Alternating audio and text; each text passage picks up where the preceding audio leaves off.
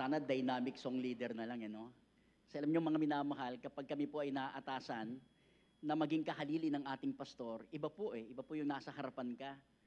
Medyo yung kaba, yung agam-agam ay laging nandoon. But anyway, maraming salamat po sa ating pastor at sa kanyang pagtitiwala. Atin muna pong saysayin or sambitin yung ating pong pangako sa Panginoon na ipamumuhay ko sa Jesus. Ang aking pangako sa aking Panginoong Jesus, come on everybody, ipamumuhay ko si Jesus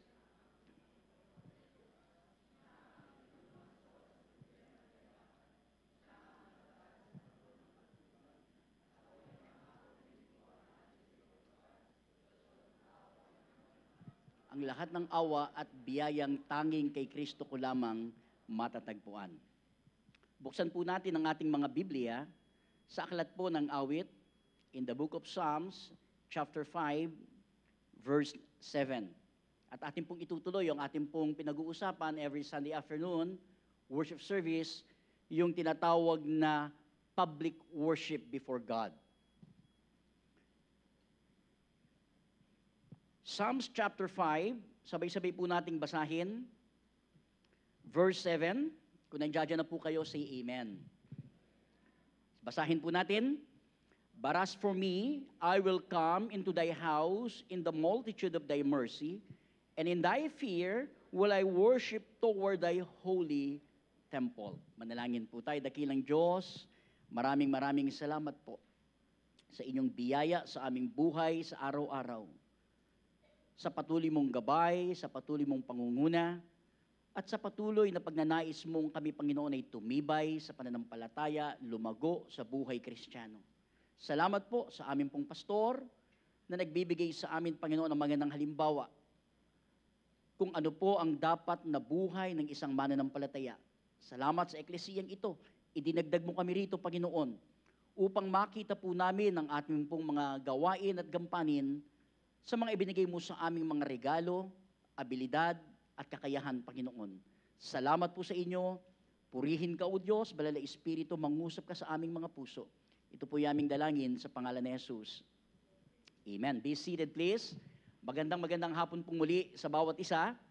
Alam niyo po, nakakatuwa sapagkat may mga kapatid tayo maliban sa mga kapatirang nakatira ng malapit sa ating eklesiya, ay yung mga malalayong kapatid na nanggagaling pa sa Cavite o sa ibang lugar, Las Piñas, Bikutan, Taguig, Quezon City, ay wala pong pag-aalinlangan na pagdating ng pagsamba, kahit sila po ay matatraffic, kahit sila po ay sasakay ng ilang ulit, ay hindi na po ito panghinayang sa kanila sapagkat alam nila yung halaga ng kanilang pupuntahang pananambahan o pagtitipon.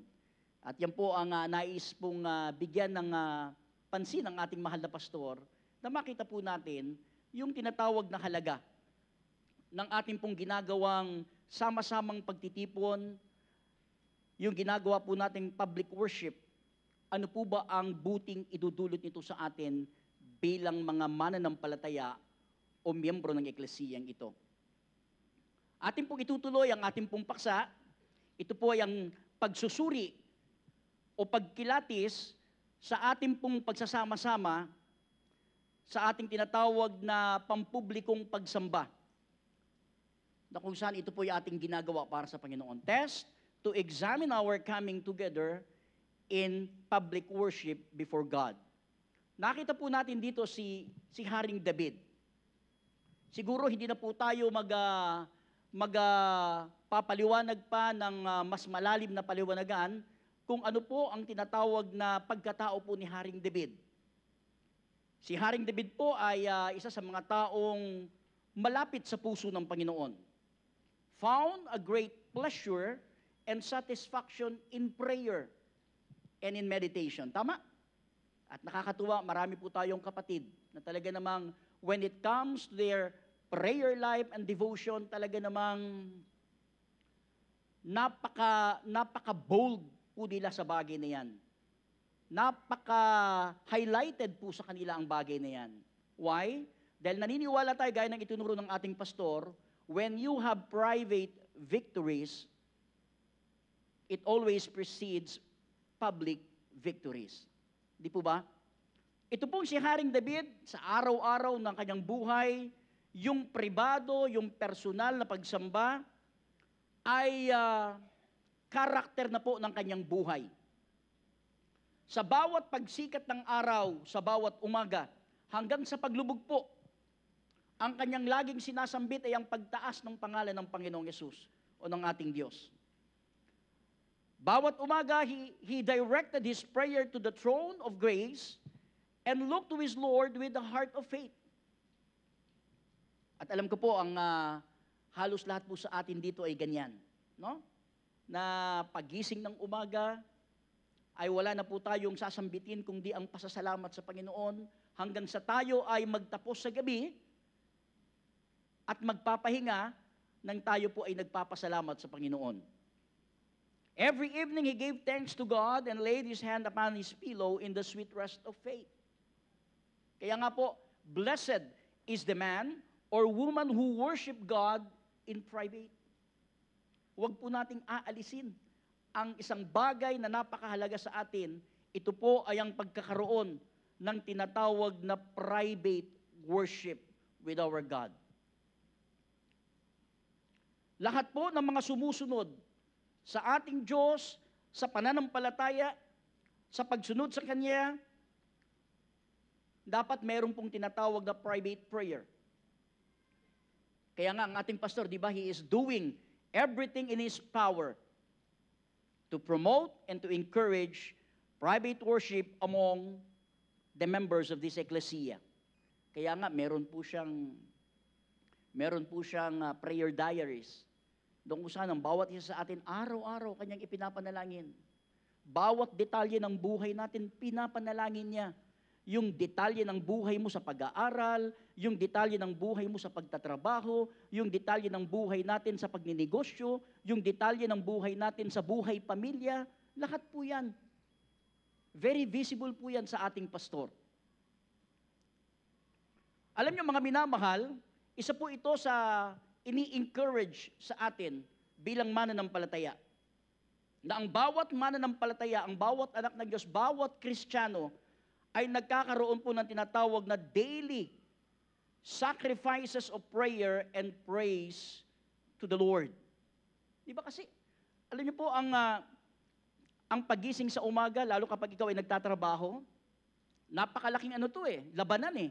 Di ba, lalo kapag ikaw ay nagising ng tanghali, ang tendency, magmamadali ka. So lahat ng gagawin mo, pagdating sa tinatawag na personal and private worship, and prayer, madalian na lahat. Di ba? Ito po ay iminumungkahi sa atin na ito po ay ating pong tinatawag na palalimin. Why? Sapagkat kapag tayo po ay tagumpay sa ating pribadong buhay, makakaasa po tayo na yung ating pampublikong buhay o yung buhay natin sa labas, as we exposed ourselves, kung tayo man po ay nagtatrabaho, nagninegosyo, nag-aaral, or even in the community, we can guarantee na ang pagkakakilala sa atin ay pagkakakilanlan ng isang mananampalataya. Pero alam niyo po, in spite that there is something good about private worship, there is something even more important than private worship. Siguro nagtataka tayo, kasasabi nyo lang po na lubos na mahalaga ang pagkakaroon ng private worship. And then, sasabihin mo may mas higit pa na mas mahalaga. It might be surprise you this afternoon. Sapagkat tayo po mga mananampalataya, lahat ng mga genuinely concerned doon po sa tinatawag na kaluwalhatian ng Diyos, isa po sa atin na talagang desire natin yung magkaroon tayo ng malalim na private worship. But listen, I am more convinced that public worship, if it is true worship, tandaan niyo po, na ang pampublikong pagsamba, kung ito ay higit at lubos na tama, if it is true worship, is even more important than private worship. Si David, he was the sweet singer of Israel, gave the highest possible regard to the matter of public worship. Nakita niyo doon sa binasa natin, but as for me, I will come into thy house into the multitude of thy mercy. And in thy fear will I worship toward thy holy temple. Hindi lamang po mahalaga sa kanya ang pagkakaroon ng tinatawag na private worship, but also, in the life of David, he is giving more importance in public worship. Hindi niya pinipilit ang tao. Why? Because private worship and going to public worship is a decision na dapat po natin gawin. Kaya nga, di ba, yung mga kapatid natin na galing ng malayo, they decided na bumiyahe, mamasahe, makipagsiksikan, because they know the importance of the coming together or in the public service. Kaya nga, kay David, mga minamahal, napakalinaw. Sinasabi niyang, I will come into the place of public worship in the assembly of God's saints to worship my Lord and my God. Di ba? Pag-aalis tayo ng bahay, yung kapitbahay natin nakatingin sa atin eh. Makikita tayong nakapostura, nakita nilang nakabihis tayo. Yung ating mga kapitbahay acknowledges yung importansya at halaga ng lugar na pupuntahan natin. Di ba? Ang nung malibit nilang sasabihin, sasamba kayo? Pupunta kayo ng simbahan? David, when he came to the place of worship with the saints of God, David was determined truly to worship God. And this is my prayer personally. No? Every time na meron tayong pagsamba, no? Nandoon talaga sa akin yung pagmamadali. No? Why? Kung yung sa trabaho, pag may appointment di ba? Nahihiya tayong malate doon sa ating kausap, doon sa taong ating katransaksyon. Kung ikaw naman ay nag-aaral, di ba, nahihiya ka na kapag meron kayong mga activity na hindi ka makasama, na mahuli ka, how much more with God? That's why David was resolved in his heart. Nakatalaga na sa puso po ni Haring David at every appointed time to come with God's saints into the place of public worship. Kaya yung mga katabi natin, nagbibigay po yan ng halaga sa ating buhay kapag tayo ay magkakasamang nananambahan. Di ba sabi nga malimit, iba po yung simba doon sa samba.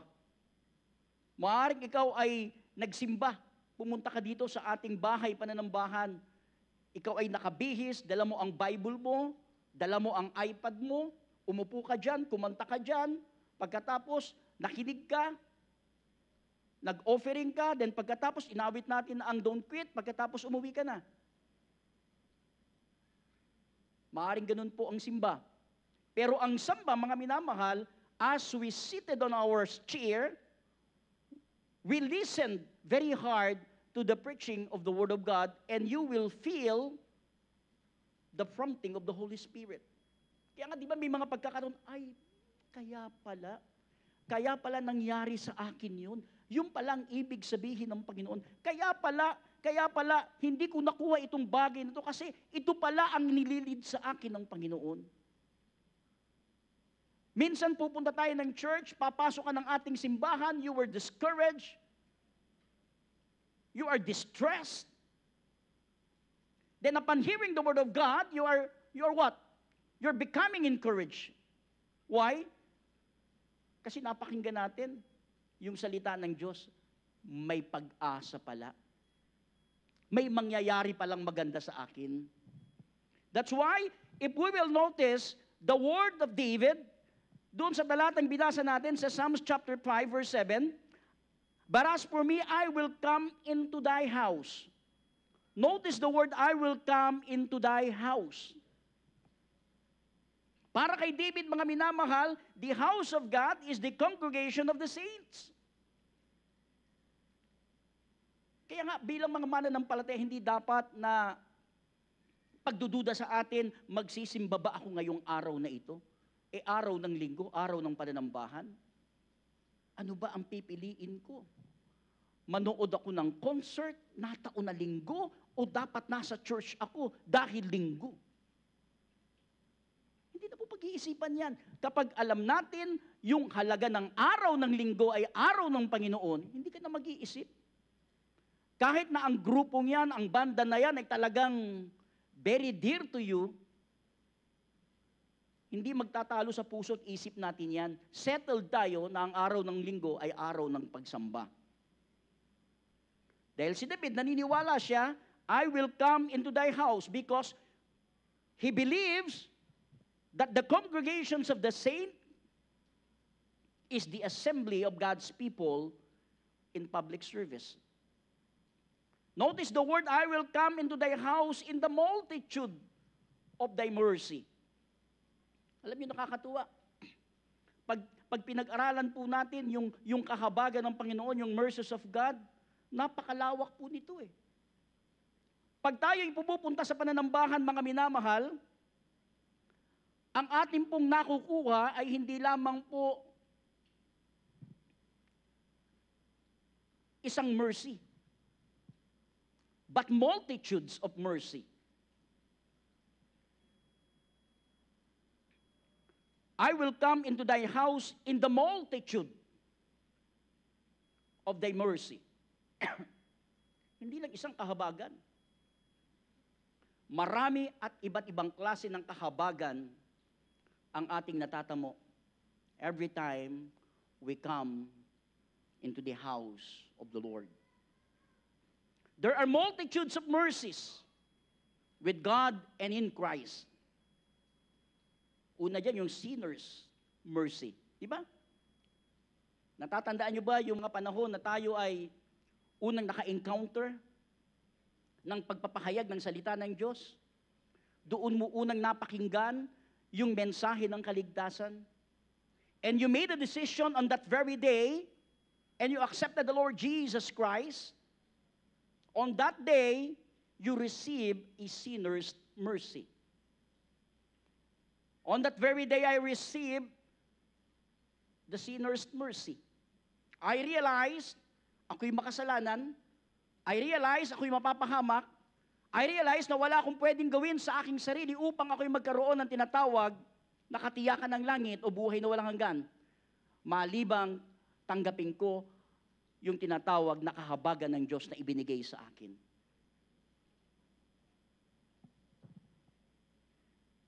Sinners looking to Christ for mercy always found a multitude of mercy in Him. Kaya nga, di ba merong dalawang tao, isang pariseo at isang publikano na nanalangin? Luke chapter 18. Tignan niyo po. Anong sabi ng verse 10? Two men went up into the temple to pray, the one a Pharisee and the other a publican. The Pharisee stood and prayed thus with himself, God, I thank thee, and I am not as other men are extortioners, unjust, adulterers, or even as this publican. Dalawang tao na nanalangin, yung isa napakayabang. I fast twice a week, I give tithes of all that I possess. And the publican, standing afar off, hindi siya makatingin ng langit, would not lift up so much as his eyes unto him, but smote upon his breast. Pero sa kanyang puso, saying, God, be merciful to me as a sinner. Anong sabi ng verse 14? Anong sabi ng Panginoon? I tell you, this man went down to his house justified rather than the other. For everyone that exalted himself shall be abased, and he that humbled himself shall be exalted. Amen? When we are here in the house of God and we are listening in the preaching of God's word, we receive these many mercies. Nakikita mo yung kakulangan mo. Nawawala yung kayabangan mo. Alam niyo kung ano ang kalaban ng tinatawag na pride? Ang antidote dyan, pagpapakumbaba. Ang pwede nating ilaban doon sa tinatawag na greed, yung pagiging ganid, makasarili, is to give.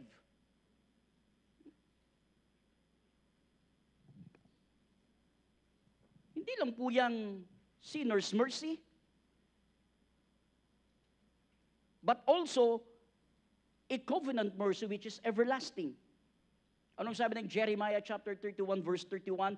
Behold, the days come, saith the Lord, that I will make a new covenant with the house of Israel and with the house of Judah. Not according to the covenant that I made with their fathers in the day that I took them by the hand to bring them out of the land of Egypt, which my covenant they break, although I was a husband unto them, saith the Lord. Verse 33, but this shall be covenant that I will make with the house of Israel after those days, saith the Lord, and I will put my law in their hearts, in their inward parts, and write it into their hearts, and will be their God, and they shall be my people. Verse 34, and they shall teach no more every man his neighbor, and every man his brother, saying, know the Lord, for they shall all know me, from the east of them unto the greatest of them, saith the Lord, I will forgive their iniquity, and I will remember their sin no more. Nakita nyo? Yung kahabagan na meron sa atin ng Panginoon, na yung ating kasalanan, yung ating pagsalansang, na naghiwalay sa atin sa Diyos, na magdadala sa atin sa kapahamakan, because of God's mercy, itinuring niyang yung ating kasalanan ay hindi ko na aalalahanin pa. Why? Nagdesisyon ka na eh. Tinanggap mo na ang kanyang anak, tinanggap mo na si Kristo bilang tagapagligtas. It was covered by the blood. Kaya nga, yung katotohanan niya na ating maintindihan, sapat na para hindi tayo mamuhay sa kasalanan. Yung maintindihan natin, yung katotohanan niyan, sapat na yan para ipaalala sa atin na hindi tayo namumuhay sa mali. Because I was bought with the price, and that price is the blood of Christ. Not only that, not only an everlasting covenant of mercy, but also a sin-atoning, a redeeming mercy. Romans chapter 3 verse 24, being justified freely by His grace through the redemption that is in Jesus Christ, whom God has sent forth to be a propitiation through faith in His blood to declare His righteousness for the remissions of sin that are passed through the forbearance of God. Verse 26, to declare, I say, at this time His righteousness, that He might be just and the justifier of him that which believeth in Jesus Christ. Nakita niyo mga minamahal, yung righteousness ng ating Panginoong Hesus ibinigay sa atin sapagkat tayo ay sumampalataya sa Kanya. Not only that, an effectual saving mercy. In Micah chapter 7 verse 18, who is God like unto thee that pardoneth iniquity? Sino ang Diyos na gaya mo na nagpapatawad ng kasamaan? Na pinalalagpas ang pagsalansang ng nalabi sa kanyang mana. Hindi niya pinipigil ang kanyang galit na magpakailanman sapagkat siya'y nalulugod sa kagandahang loob. Imagine. He delighted in mercy. Then on verse 19, He will not turn again, He will have compassion upon us, He will subdue our iniquities, and thou wilt cast all their sins into the depths of the sea. Nakita mo mga minamahal? Yung ginawa ng Panginoon sa atin, yung tingin niya sa kasalanan natin, tapos ang tingin natin sa Panginoon, very light. Yung buhay na meron tayo, very light. Hindi natin makita yung ginawa sa atin, yung kahabagan na nakuha natin, yung maraming kahabagan na ibinigay sa atin. Not only that, it is an immutable preserving mercy. Malachi chapter 3 verse 6. For I am the Lord, I change not, therefore ye sons of Jacob are not consumed. Nakita niyo mga minamahal? May mga pagkakataon eh. Bingo ka na eh. Bingo na ako eh. Pero dahil sa kahabagan ng Panginoon, hindi tayo nabibingo.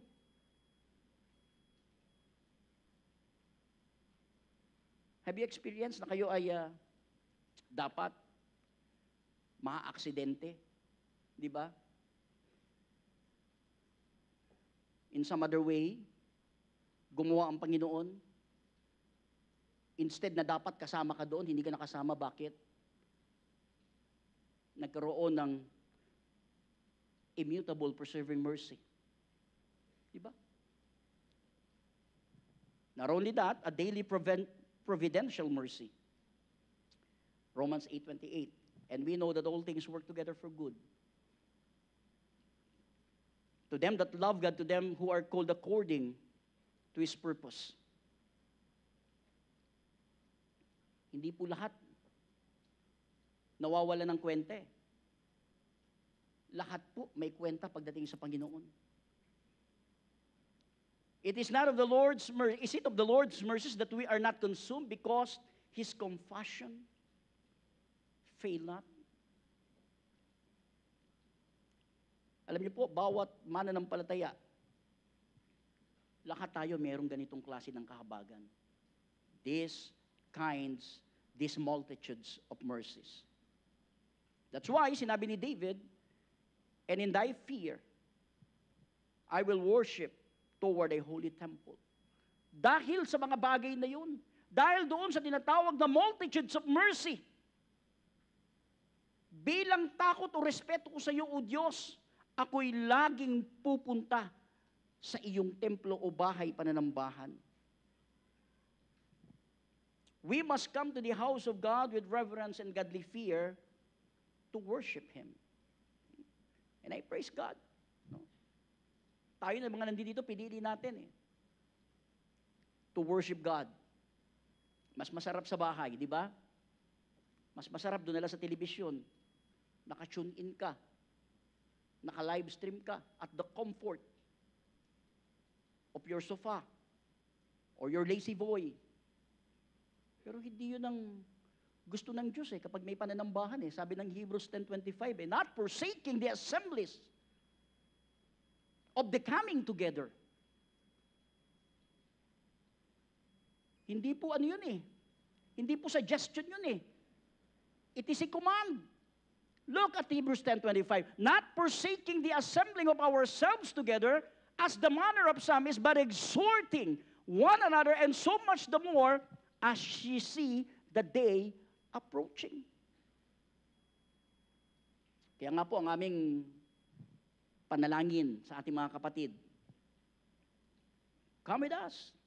Join us. Celebrate with us as we worship God in His holy temple. Nothing will ever come up over which we have control to keep us from the house of God. Let's see to it when the saints of God gather together for worship, we are among them unless our absence is genuinely unavoidable. Maliban na lang na talagang may sakit ka eh. Okay lang yun. Pero kung wala ka namang sakit, malakas ka, kaya mong magsimba, kaya mong magbihis, kaya mong maglakad, kaya mong mag-sidecar, kaya mong sumakay ng jeep, kaya mong mag-LRT, why not? Come and celebrate with us as we worship God. Our faithfulness is the matter of public worship. It's much more than a matter of duty. Hindi lang dahil ito ay nakakasanayan na natin. Nagpapakita ito ng ating katapatan sa Panginoon.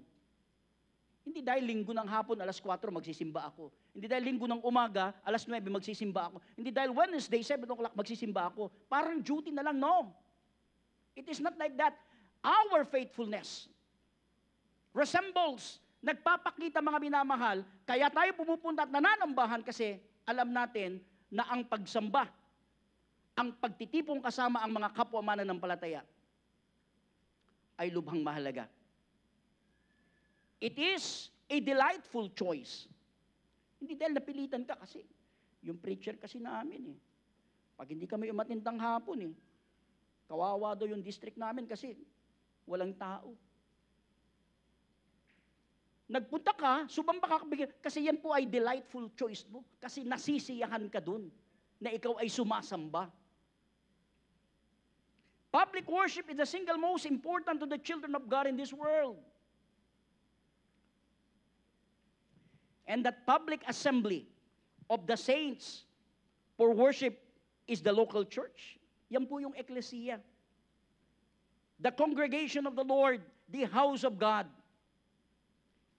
It is an identifying mark of every believers. Yan po yung nagpapatunay na tayo ay mananampalataya, na tayo ay Kristiyano. Di ba? Natatandaan mo ba yung mga panahon na ikaw ay nagsisimula pa lang sa pananampalataya? You were so very excited. Kahit na yung damit mo, paulit-ulit na lang Ever since, kasi yun pa lang ang meron ka Pero excited ka. Natatanda mo ba yung mga time na ikaw ay excited ng una kang natutong nag-soul winning? Di ba? Sumasama ka doon sa mga group of young people, group of adults, nagbibisita. And you're excited na pag-uwi mo parang ang taba-taba ng puso mo sapagkat meron kang nawin na kaluluwa, may nadala ka sa simbahan, may nabitbit kang bisita. Have you felt that? Natatandaan mo pa ba yan? Or wala na? No? Masyado na po tayong na-impluensyahan ng ating tinatawag na modern world, ng ating highly technologized world, ng tinatawag na social media. Hindi ka maistorbo kasi hindi matapos-tapos yung alam mo, pati pala yung mga nobela, talagang nakaano na rin Nakadub na rin. Pakikinggan mo na lang. Sabi ko, pambira, okay pala to Iba na ngayon Dati bibili ka pa ng mga, naabutan nyo ba yon? Bukod sa comics, yung mga pocket books. Nahilig ako dyan. Talaga namang parang pag nakapagbasa ako niyan, talaga namang parang kumpletong-kumpletong araw ko No? Pag love story, kikiligin ka pa Pero ngayon, nakadub na Iba na ngayon. At marami akong taong nakikita na hindi mo maistorbo. It is our delightful choice. It is the identifying mark of true believer.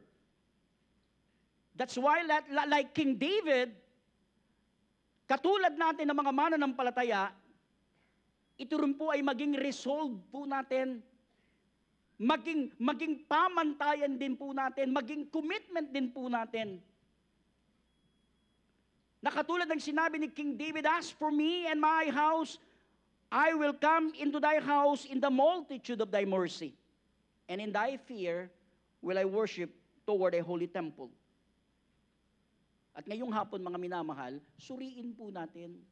Suriin po natin at kilatisin yung tinatawag na pampublikong pagsamba. Bakit ba ito ganun lubos na kamahalaga? Alam niyo po, mga minamahal, a person may be outwardly faithful to the church of God who does not know God. But no one is faithful to Christ who is not faithful to the public assembly of His church for worship. Hindi tayo pwedeng magsabi na tayo ay tapat nang hindi natin ipinapakita yung kahalagahan ng public worship. Suriin po natin, mga minamahal. Hebrews chapter 10.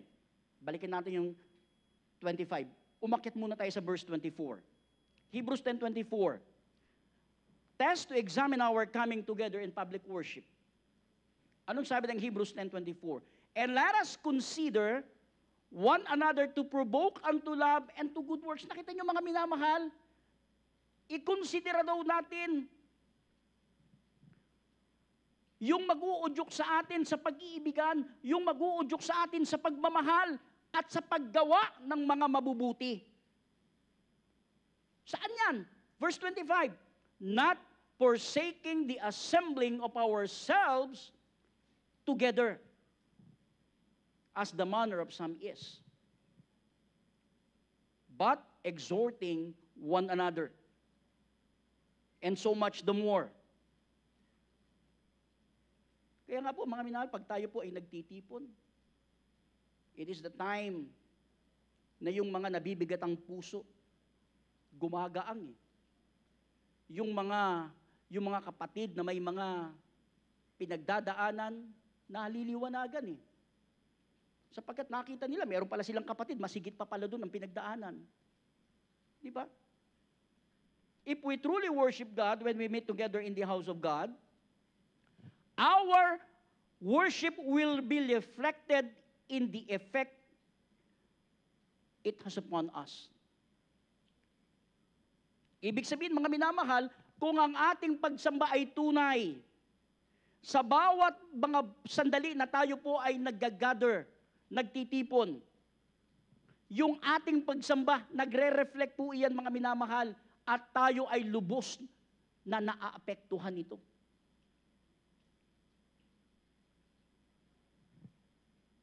Subukan mo, no? Kapag ang dating sa iyo ay wala, sa bawat pagsamba, there is something wrong. Yung paglabas mo diyan, parang walang nangyari, there is something wrong. You ask yourself, have I done a genuine public worship? Kaya nga, pag nandiyan tayo, huwag kayong mag-usap-usap. Huwag kayong magkwentuhan. Kasi yung ganda ng tinatawag na salita ng Diyos, yung pag-asa ng salita ng Diyos, yung hamon ng salita ng Diyos, yung kalakasan ng salita ng Diyos, hindi natin makukuha eh. Why? Kasi hindi ka attentive. Ang iniisip mo yung gagawin mo mamaya. Ang iniisip mo yung kliyente mo. Ang iniisip mo yung delivery mo. Ang iniisip mo yung mga paghahandang gagawin mo. Nawala ka na doon sa pag-iisip kung ano ang gagawin ng Panginoon doon sa mga alalahanin mo.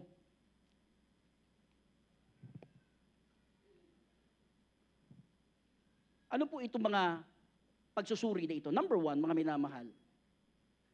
True worship and coming together reaches our hearts and our consciences. True worship and coming together reaches our hearts and consciences.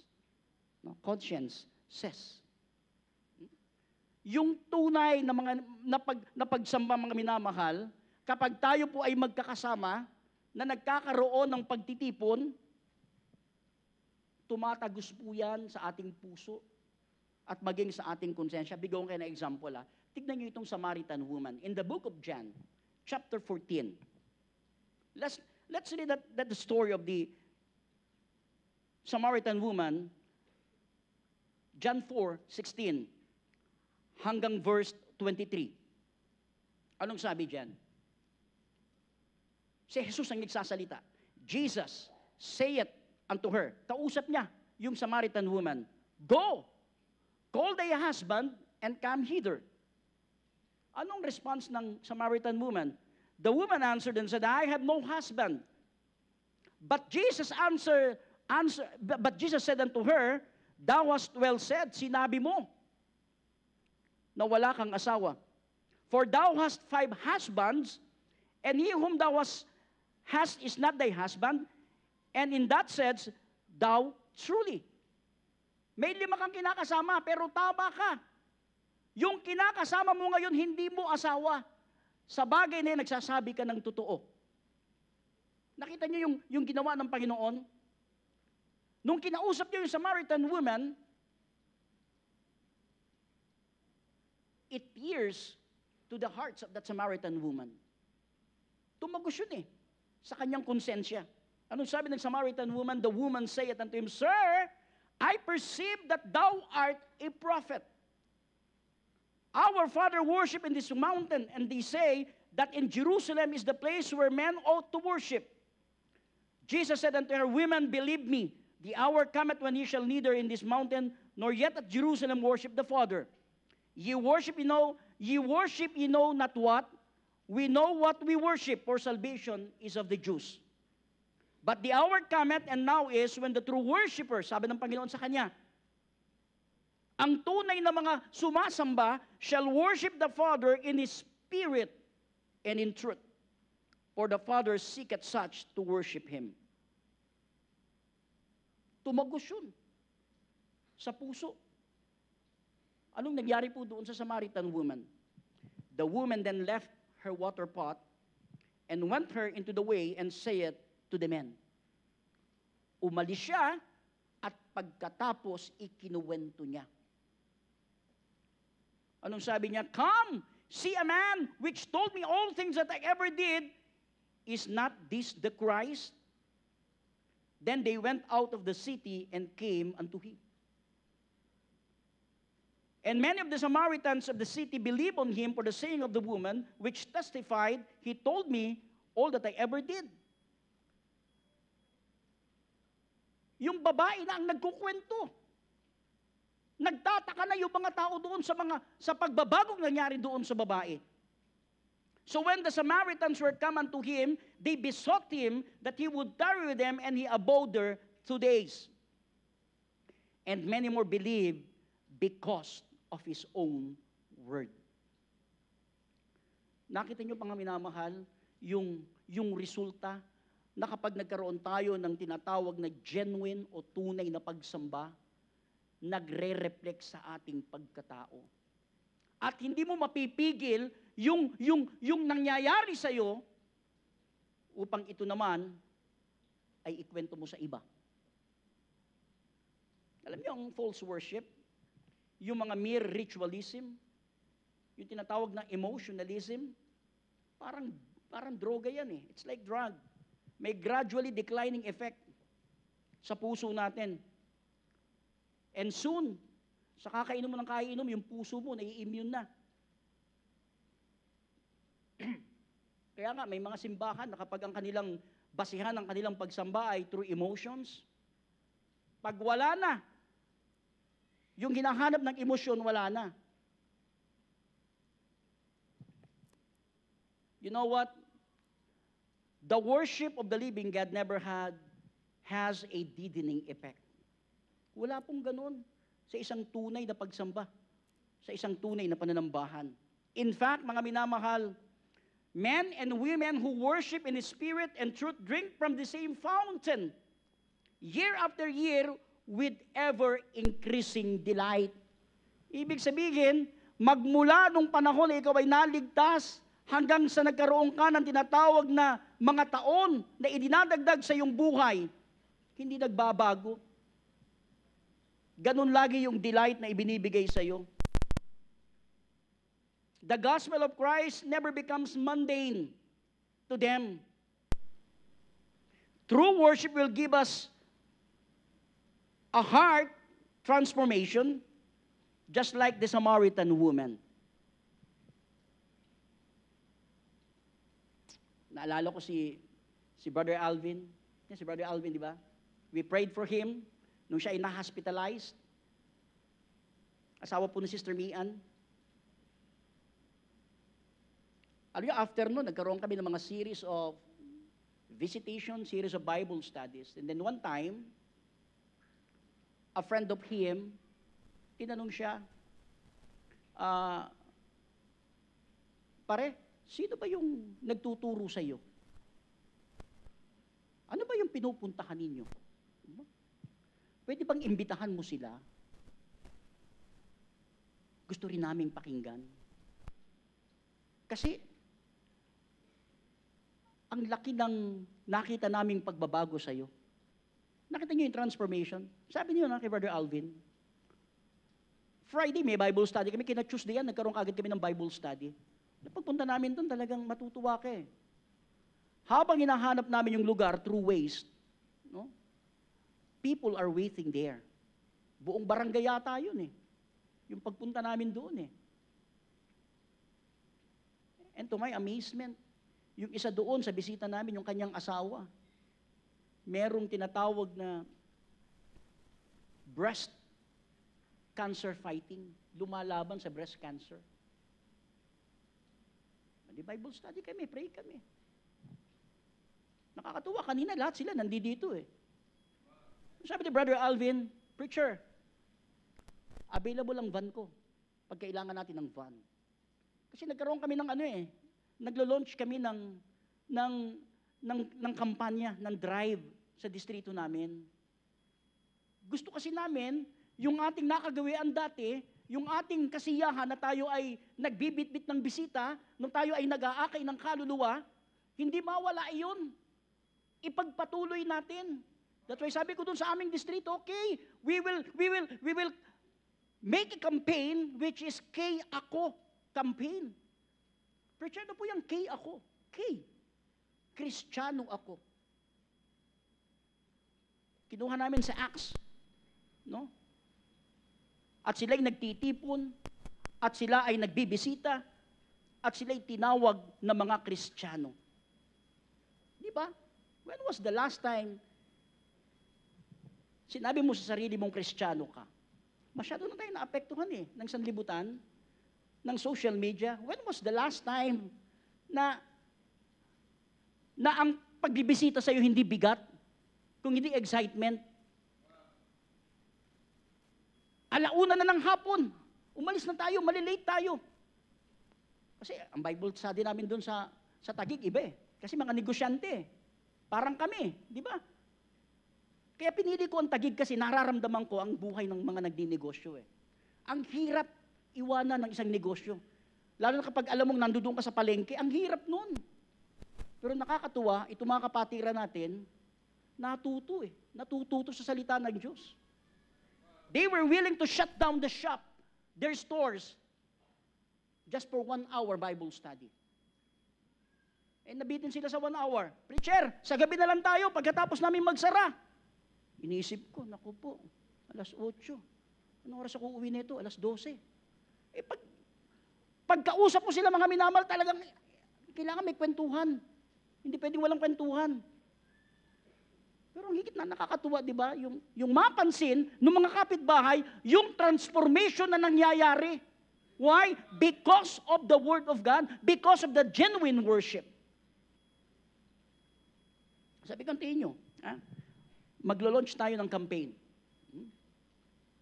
Alam niyo yung mga kasama ni Brother Alvin, makakatuwa kayo. Lahat may mga van eh. Kasi ang kanilang negosyo, yung mga nag-shooting ng mga direktor, mga talents, kung sila ay pupunta sa isang location, sila ang naghahatid. Sabi ng isa, preacher, Tuesday ang Bible study natin kasi Tuesday yung wala kaming taping. O sige. Preacher, Friday kami Okay, sige. Ako, patay na. Sino ang tao sa shop? Pero hindi mga minamalang excitement is, there are people waiting there to listen to the Word of God. And they are excited. Gusto namin makapunta dyan sa church. Gusto namin makarating dyan. Ano ba ang meron dyan? Nakita niyo mga minamahal? Because genuine worship, yung tunay na pagsamba mga minamahal, it always reflect our lives of who we are as a Christian. When was the last time? No? Na-miss ko yun eh. That's why kung mapapansin nyo kami, di ba, sa aming distrito, na-miss ko kasi yun, yung mga time na you're excited about to win souls, bago ka gumawa o mag-practice, we are excited to do something before God first. Nung nasa choir kami, talagang hindi ka pwedeng mag-choir kapag wala kang soul winning. Natotoo po yun, sa aming choir. No? Ako, base ako eh. Hindi kami pwedeng mag-practice ng choir pag wala kaming visitation at wala kaming soul winning. Next week ka sumama. Ganun. Yun ang gusto kong balikan. No? At alam nyo, yung tao talagang, if that is a genuine worship, they were excited. Why? Kapag merong tinatawag na genuine worship, merong tinatawag na genuine heart transformation. Yung homosexual nagiging lalaki, yung pasaway nagiging blessing, yung unprofitable nagiging pakinabang, yung irresponsible nagiging responsable. Di ba ito yung malimit na sinasabi ni Pastor? Yung mga taong lustful nagiging pure, yung matatakutin nagiging matapang, yung nangungupit naging giver, yung demanding naging servants, yung magagalitin naging peacemaker, yung angal ng angal naging mapagpasalamat, naging thankful, yung mga members becoming a servants. Kaya hindi issue kung meron tayong mission conference, hindi issue yan. Yung mga membro na tunay yung kanilang pagsamba, sila mismo naglilista ng kanilang pangalan dun sa baba. Amen? Sila mismo, Sir, bigyan mo ko ng dalawang ticket. Ano bang ipaparapol na ngayon? Vios na ba? Sabi ni Preacher Victor, hindi. Yung Kia muna. Naku po. Ganun po Kapag tayo po ay merong genuine worship, yung mga preachers and leaders became missionaries. Parang ayokong basahin, no? Yung mga preachers and leaders become missionaries. Why not? Di ba? Si Mami lagi nangingiti, kapag sinabi kong, what if? Di ba? What if? Kasi yung ginagawa namin sa district, with the preachers, di ba? Halos walang pagkakaiba sa mga nagsisimula ng gawain sa misyon. Nagbibisita, nag-aalaga, nag-i-encourage, nagka-counsel. Di ba? Walang pagkakaiba May transformation. They learn to be biblical, not emotional. Di ba? Pag emotional ka, lagi ka na-offend Naku po, nakakita ko na naman si sister. Yun na naman ang suot niyang damit. Yun na naman ang kulay na suot niya. Di magsuot ka rin ng ganong kulay. Di ba? Para maganda ka rin. Para pugi ka rin. Not only that worship and coming together reach our hearts and consciences. Number 2, worship. True worship, genuine worship, and coming together draw our hearts closer to Christ in sweet communion, in faith, in love, and obedience. Pag ikaw ay na kay Kristo, kapag tayo ay na kay Kristo, the gospel of Christ shut us up to Christ. Shows us Christ and leave us looking to Christ.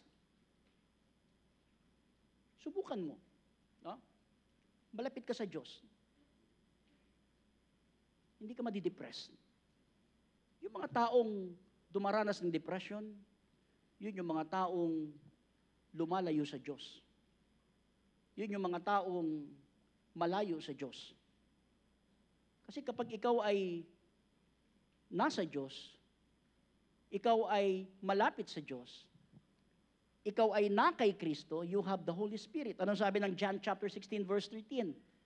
Howbeit, when He, who is this? The Holy Spirit, the Spirit of truth is come, He will guide you all in truth, for He shall not speak of Himself, but whatsoever He shall hear, then shall He speak, and He will shew you things to come. He shall glorify me, for He shall receive of mine, and shall shew you it unto you. Nakita niyo mga minamahal? Pag tayo ay may Kristo, kapag tayo namumuhay ng malapit sa Diyos, may Holy Spirit tayo Ano ba ang bunga ng Espiritu? The fruit of the Spirit is love, joy, and peace, long-suffering, gentleness, goodness, and faith. Diba? Pag meron tayong Espiritu, ang bunga ito, masaya. There is joy. There is love. There is peace. So, ibig sabihin, pag nadidepress ka, i-check natin, baka masyado na ka nang malayo sa Panginoon. Baka dinistansya mo na yung sarili mo sa Diyos. Kasi ang isang taong may Kristo, ang isang taong may banal na Espiritu, kahit may problema, kahit may pinagdadaanan, ngumingiti pa rin. Amen? Di ba? Ilan sa atin dito ang ngumingiti? Pero pag tinanong mo yan, may pinagdadaanan yan. Kung kakausapin mo lang yan, kung bubuksan mo lang ang puso niyan, nagdurugo yan. At nagsasabing, sinaktan mo ang puso ko. Sinaksak mo ng kutsilyo. Di ba? May mga kadalagahan tayo, nakangiti eh. Pero broken-hearted. May mga asawa tayong babae rito, ngumingiti. Pero may problema sa anak. May problema sa asawa. May problema sa trabaho. But because the fruit of the Spirit is love, joy, and peace, long-suffering, gentleness, goodness, and faith, it covers up. Hindi nakikita, hindi nahalata. Kaya yung mga taong may pinagdadaan, pag nakita si sister, pag nakita si brother, nai-encourage. Si sister nga eh, ang laki ng problema pala niyan. Samantalang ako, liit-liit lang. Pero si sister, laging nakangiti, laging nasa church. O diba, na-encourage sila. That's why, if we have that heart knitted to our Lord Jesus Christ and to the Holy Spirit, we will never neglect our personal devotion. Amen? Sabi ko nga, pag nakikita ko si Sister Ferry, na nagpo-post ng kanyang reels. Di ba? Pag nakikita ko yung mga preachers doon sa aming GC, done! Reading Job chapter 6. It inspires. Pero kapag mali puso mo, babasa-basa pa ng Bible. Pero subukan mo, tama yung puso mo, you inspire eh. Na-inspire ka eh. Basahin ko nga yan. When was the last time you open your Bible? Sabihin na nating iPad. When was the last time you scroll up your iPad, reading the Word of God, asking guidance from the Holy Spirit? When was the last time you take delight, o ang delight mo, yung hindi mo mamiss ang mga episodes ng mga kinagigiliwan mong, di ba? Sa Netflix, sa Disney, no? HBO, YouTube, kung ano pa man. We will never leave our first love. Subukan mo, kapag meron kang Holy Spirit, laging ipaparinig sa iyo ng Holy Spirit, hey, you share the gospel. Hey, you witness to that people. You witness to that person. Alam nyo, sabi nung, itong ayaw ko mangyari, no? Sabi nung isang mahusay na motivational speaker, one time itinanong siya, isang successful entrepreneurs. Sabi niya, Brad, ano ang naging susi ng tagumpay mo?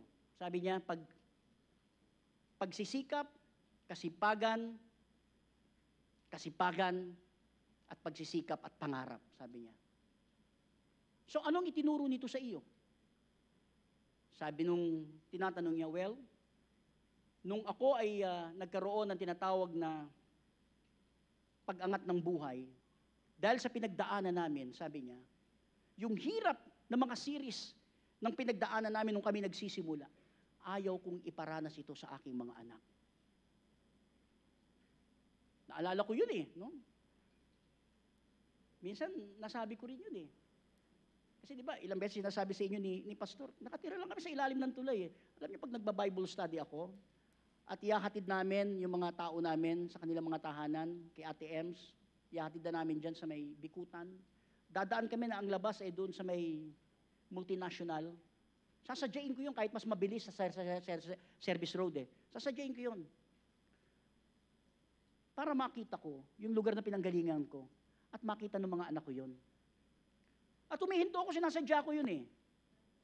Nagpapaalala sa akin, ganun kabuti ang Diyos sa akin. Diyan ako galing eh. One time, hindi makapaniwala si Mikil eh. Umiyak eh. Alam niyo, ang sabi ng taong ito, ayaw kong maranasan ng mga anak ko, yung pinagdaanan ko. Alam mo, sabi ng magaling na motivational speaker, good. Okay yun. Ikaw, okay sa yun. Anong tinuro sa nun? Naging matibay ka, naging malakas ka, naging porsigido ka. Pero yung anak mo, paano? Pag dumating sa kanya ang ganong klase ng buhay, hindi mo siya tinuruan, ano mangyayari sa kanya? Kaya niya bang tumayo? Kaya niya bang tumindig? Kaya niya bang sabihin, kaya ko to, babangon ako? Ikaw galing ka dun eh. Alam mo na-realize ko nga, no?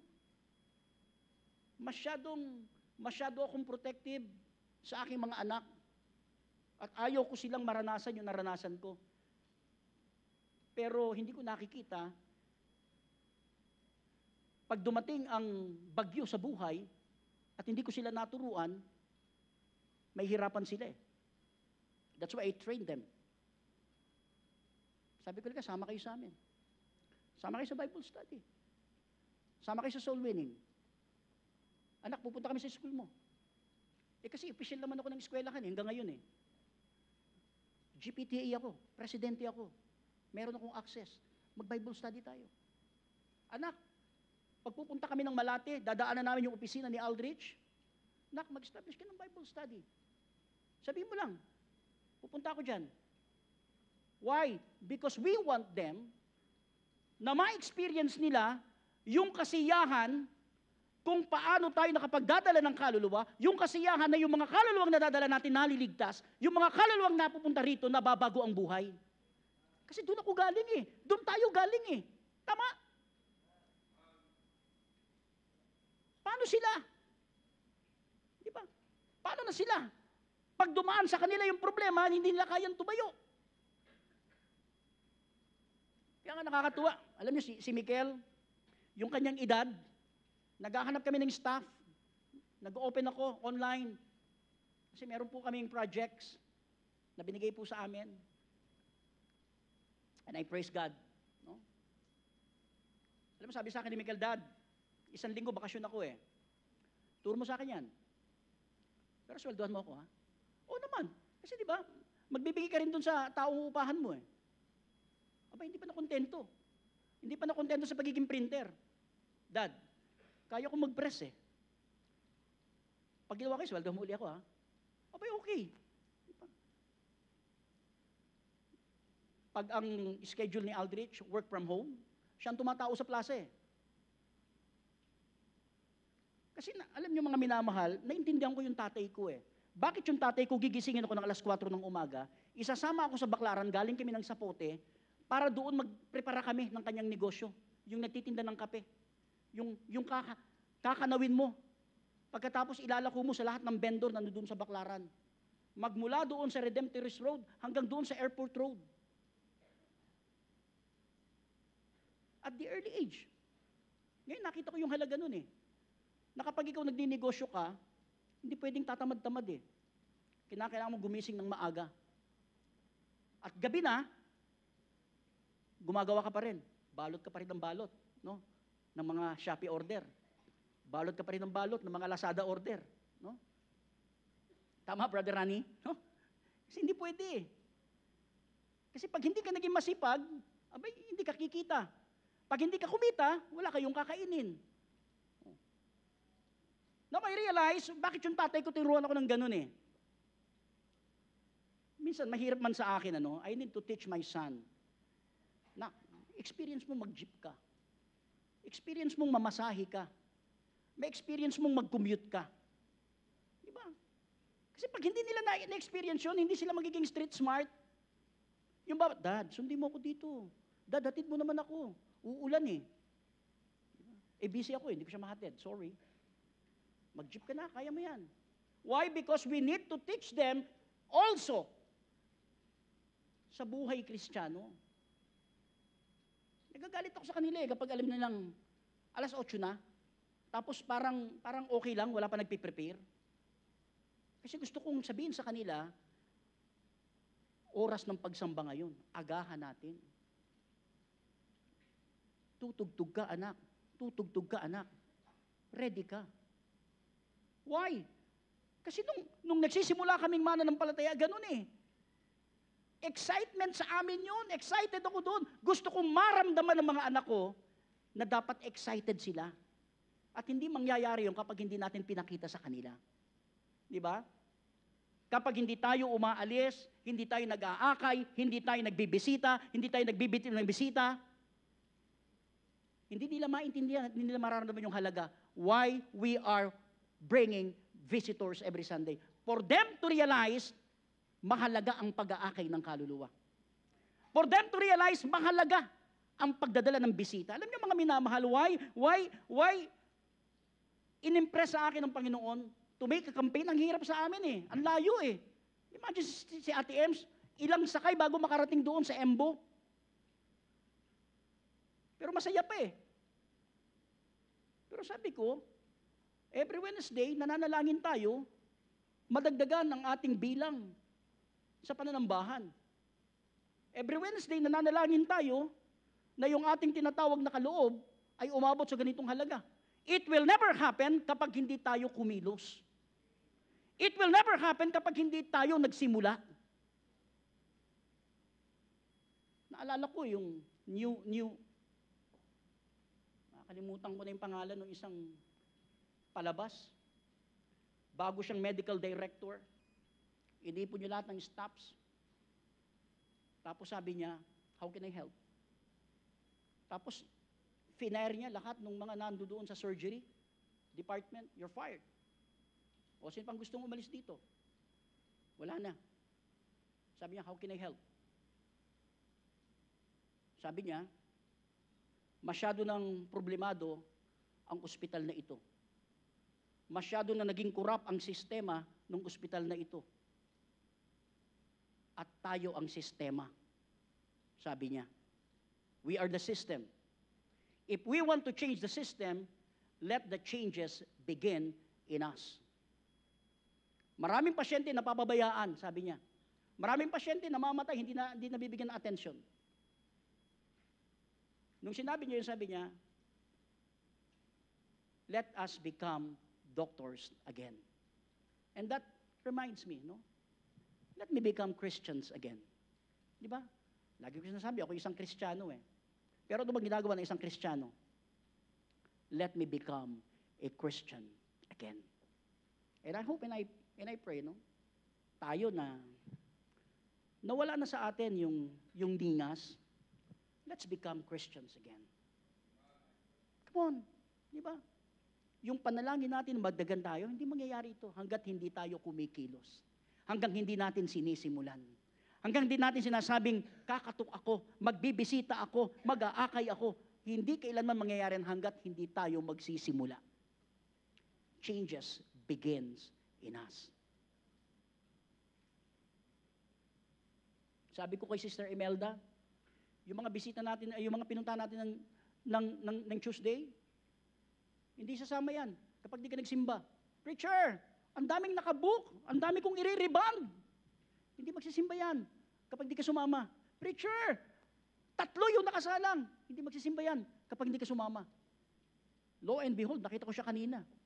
Isang van, dala-dala yung mga inimbita kanyang kumari niya, kapitbahay niya. Diba? Changes begin in us. Sabi ni Brother Alvin, Preacher, kung kailangan natin ng van, gamitin yung van. Brother Alvin, thank you ha. May truck kami eh. May truck si Brother Rani. Brother Rani, pag kailangan natin ng truck, pwede bang gamitin yung truck? Pwede. Ang daming pasahero nun, nakatayo. Di ba? So kaya natin. Kaya nating magdala ng kaluluwa. Pwede yun. Pwede o pwedeng-pwede. Changes begin in us. Let's become Christians again. Amen? That is what we call genuine worship. Every believer who is in spiritual trouble forgets the public worship is best inspired by private worship. We forget that busyness in the kingdom doesn't necessarily please the king. Alam niyo ba, marami tayong ginagawa sa buhay na akala natin it pleases the king kasi busy tayong gumagawa because we tend to forget our private worship, private prayer, private devotion. Kasi pag meron ka niyan, it precedes public worship. Hindi pwedeng nagkakaroon ka ng tinatawag na public devotion, na private devotion, private prayer, nang hindi nagiging visible sa'yo. Magmamanifest lagi yan eh. Magmamanifest yan. Amen, Sister Ferry? It will manifest Kaya nga, we encourage you. Ako nga, preacher na no? Pero na-encourage pa ako kay Sister Ferry Yung mga kabatch ni Sister Ferry, kaibigan ko And it's a privilege, no? Yung kanyang mga classmate, Pasay East yan Pasay West kami I want them to the Lord. Punta sa aming shop yan nagpagawa sila ng kanilang memorabilias. Hindi ko na pinakawalan yun. O, bibigyan kita ng discount, ha? O, halika, makinig muna kayo. O, bibigyan kita ng discount, ha? Mag-church ka. We forget that God wants a personal, growing relationship with Him before and above anything. Kaya nga po, mga minamahal, it is a what? Personal, growing relationship with God. Kapag personal at intimate yung relasyon mo sa Diyos, ay naku, sabi ko sa iyo, talagang hindi pwede na hindi ka gagawa para sa Diyos. Kasi mahihiya ka. Sa kabutihan, doon sa multitudes of mercy na meron ka at napapakinabangan natin. Anong sabi ng 1 Timothy 4:16? Take heed unto thyself and unto the doctrine, continue in them, for in doing this, thou shalt both thyself and them that hear thee. Hindi nyo kami naman. Mag-ingat ka sa iyong sarili at sa iyong mga turo. Mananatili ka sa mga bagay nito sapagkat sa paggawa nito ay iyo ring sarili ang ililigtas mo at pati na ang nagsisipakinig sa iyo. Anong ibig sabihin yan? Dahil sa patutuo na meron ka, yung mga kapitbahay, yung mga kaibigan, yung mga kaeskwela, nagtataka yan.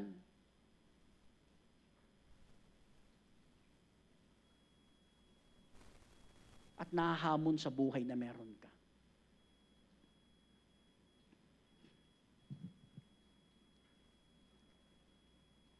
Sabi ng mga kasama namin sa distrito, preacher, yung mga asawa naming lalaki, sir, tulungan mo kami. No? Nakakatuwa, kasama na natin sila. No? Andyan si Brother Alvin, andyan si Brother Ronnie, andyan si Brother Marvin, si Reynald na lang, no? Yung susunod. No? Asawa po ni Angeli. Why? Having a ministry that is fueled by personal devotion to Christ has its roots in a humble, heart-deep confession of all your sins. Kapag malalim and fueled by personal devotion yung ating relasyon sa Panginoon, hindi ka mamumuhay sa kamalian. Hindi ka mamumuhay sa kalikuan. Di ba lagi sinasabi ni Pastor? Kung ikaw nagdinegosyo ka, yung 1 kilo, 1 kilo. Hindi ka mandaraya. Why? It fueled your relationship sa ating Diyos para Huwag gumawa ng mali. At kung meron tayo niyan, definitely hindi ka magdidesisyon ng mali. Hindi ka gagawa ng isang paraan o magpaplano ng isang bagay na alam mong sisira at hindi magpapaganda ng buhay mo o ng pamilya mo.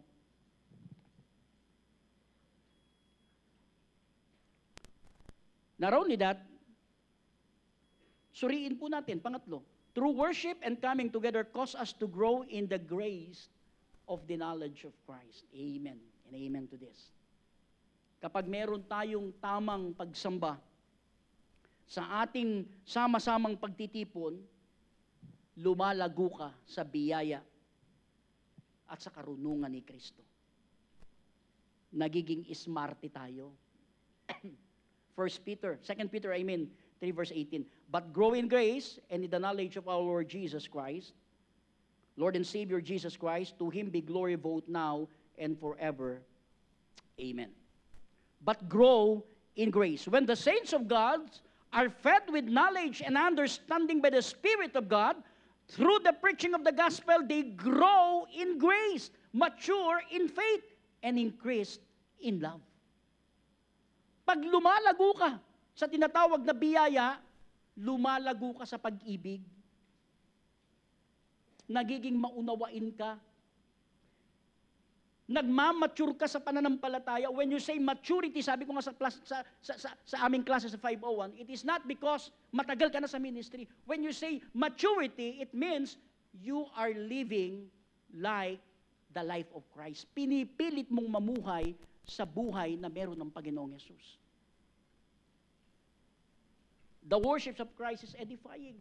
Nagpapatibay po ito. We see this in the life of Jesus. Jesus lived in the presence of God and stayed connected to the favor of God. Pag connected tayo sa Diyos, mga minamahal, it is always connected to the favor of God. No matter how busy he was. Busy ang Panginoong Yesus eh. Pero malalaman mo, no? Sabi nung John chapter 16 verse 32, Behold, the hour cometh, yea, is now come, that ye shall be scattered every one to his own, and shall leave me alone, and yet I am not alone because the Father is with me. Kaya nga hindi pwede, no? Karoon tayo ng depression eh. Hindi pwedeng mamuhay ka ng lulugo-lugo. Dahil ang buhay mananampalataya, ang buhay na nasa kay Kristo, ang buhay na nasa Diyos, kasama natin ang Diyos. Hindi tayo nag-iisa.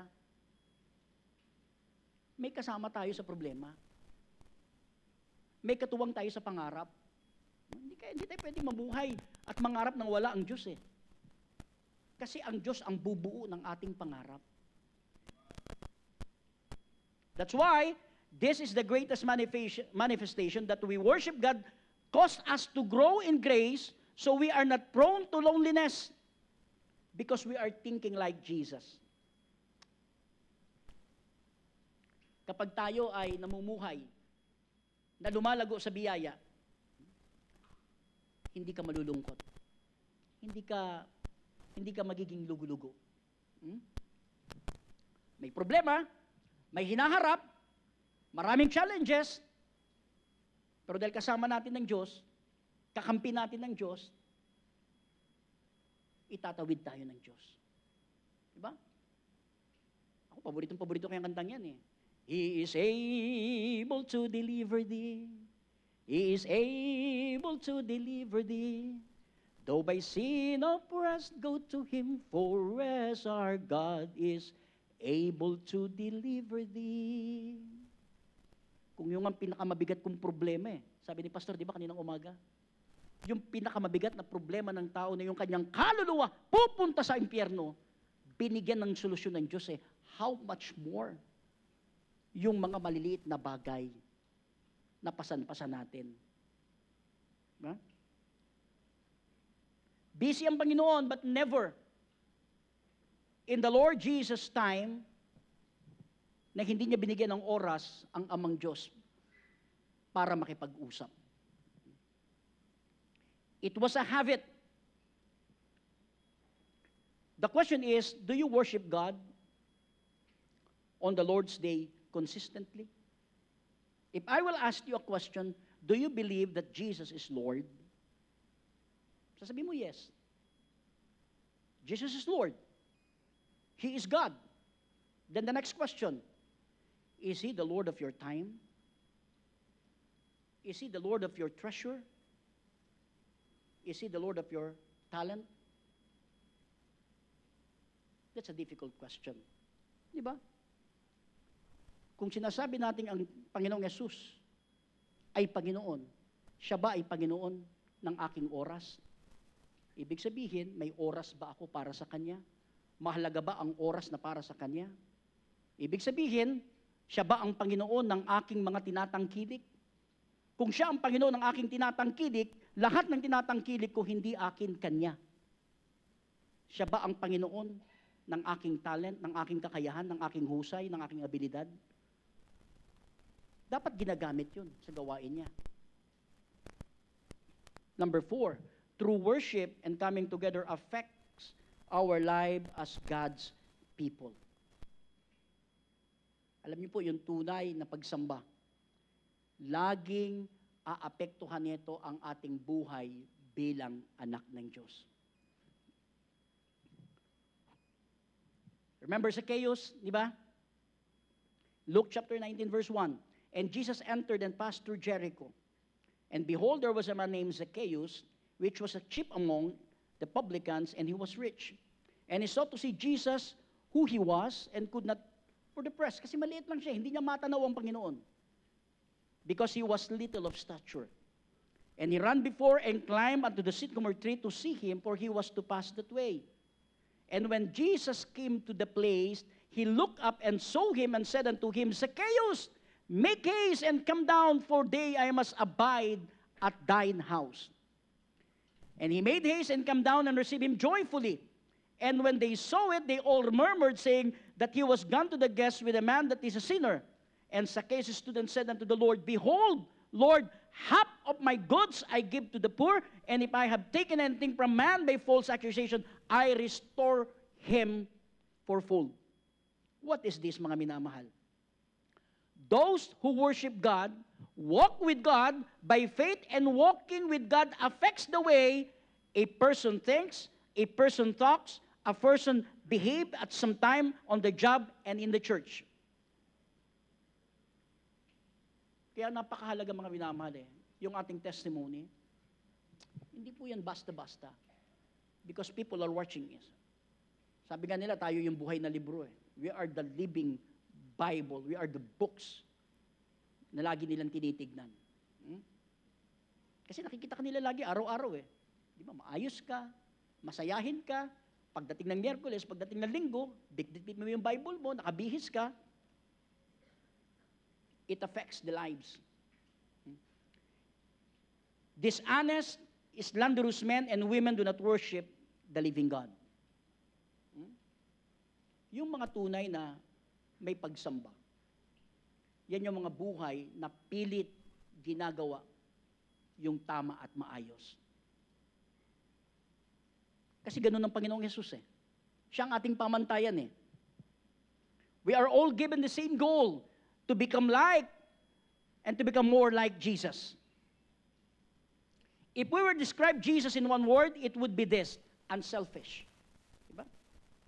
So for you and me, the whole goal of life is learning how to become more and more unselfish, because to be unselfish is love and Jesus is love.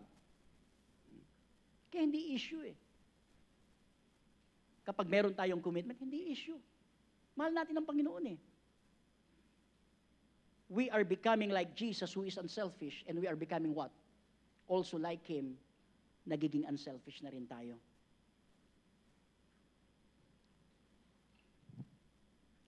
Number 5, true worship and coming together inspires, increases, and enlarges our submission and consecration and dedication to the Lord Jesus Christ.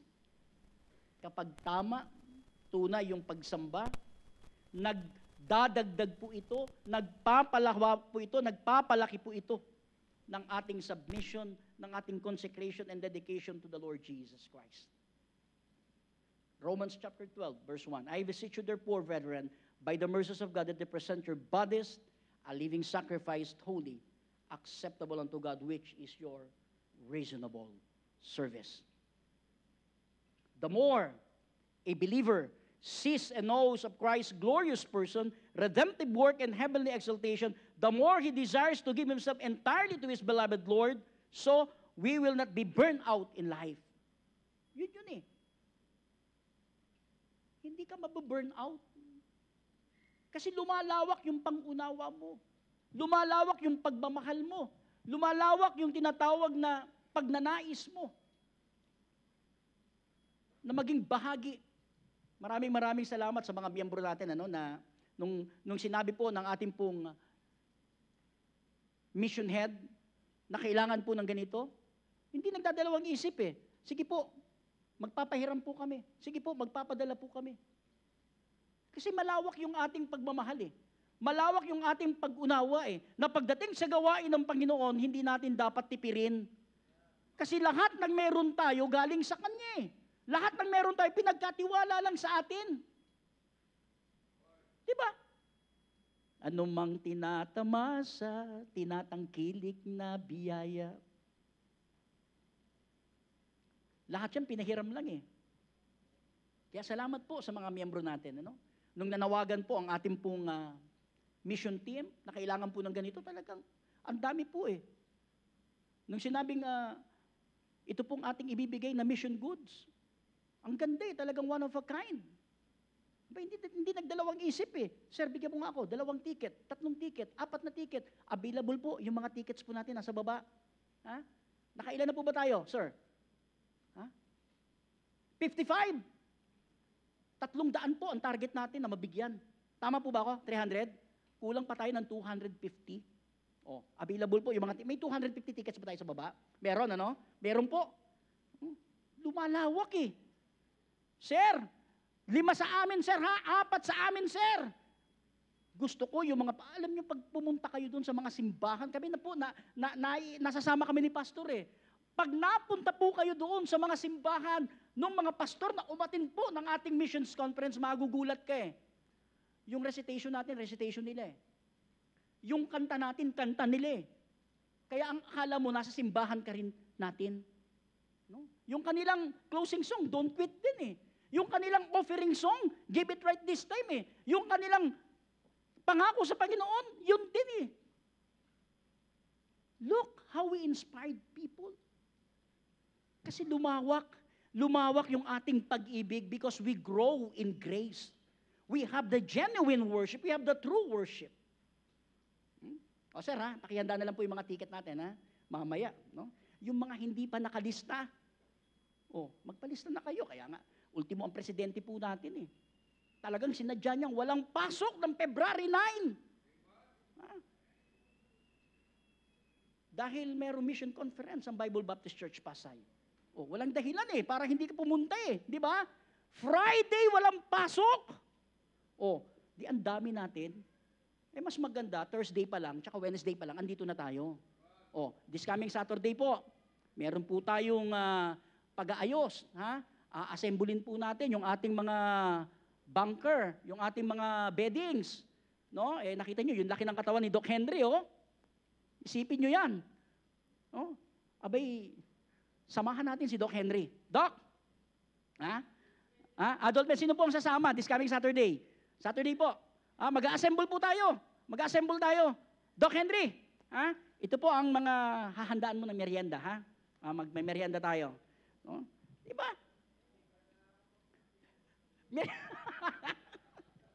Pagkatapos mag-assemble, may merienda po. Siyempre, di ba?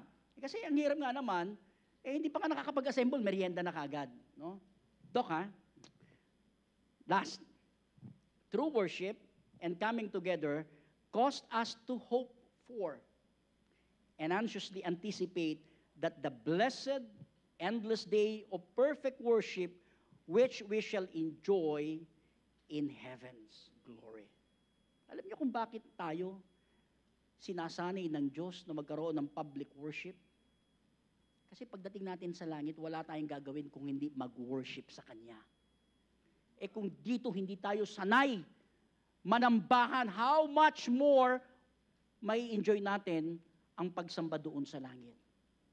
Di ba? Mga minamahal, every time we are enabled in some measure to worship God, our heart is moved with exciting hope to think of that eternity which awaits the saints of God. Think about one day we will all march in. When the saints go marching in, when the saints go marching in. Lupa ito Talagang daranasin natin. Pero kanina, talagang yung sinabi ni Pastor, sila na mga nagsasuffer with Christ will reign with Christ. Kung dito sa lupa, kumikilos tayo nang tayo po ay napapagod, minsan nasasaktan. Those who suffer with Christ will also reign with Christ. Yun po yung pag-asa natin Na ang pag-asa natin, mga minamahal, because we look on that blessed hope for the glorious appearing of our Lord and Savior, Jesus Christ. In which our lives, our very existence will be so perfectly conformed to the image of Christ. How about that? Ano yung sinabi ni Pastor kanina? Na yung ating katawan, na maraming corruption, will become incorruptible. Diba? Yung ilong mo. Sana tumangos, ano? Yung kutis mo. Sana parang katulad ng papaya, no? Na gumagamit ng mga likas papaya. Kasi incorruptible body eh. Wala nang kapintasan, wala nang sakit, wala nang bukol, wala nang mararamdaman pang mga karamdaman, wala nang maintenance, wala nang iinuming losartan, kung ano pa man yan, incorruptible na eh. In which our lives, our very existence will be so perfectly conformed to the image of Christ that we shall perfectly worship the Lord God of all times and in all things forever. Truly, ours is a blessed hope. May God help each one of us as long as we live upon the earth. How about you? Yung bang sinabi ni Haring David, "But as for me, I will come into thy house in the multitude of thy mercy, and in thy fear will I worship thy holy temple." It is a delight ba sa atin yung tayo ay pumunta sa bahay pananambahan? And I fear I will worship toward the holy temple. That is public worship, mga minamahal. Tayo pong lahat ito mayo. Dakila naming Diyos, maraming salamat po. Again, for showing us what is public worship should be. Salamat, Panginoon, sapagkat kapag tama at tunay ang pagsamba, ito po'y pakinabang namin. Ito po ay pagtatag ng aming buhay pananampalataya. Ito po'y pagtibay ng aming buhay bilang Kristiyano.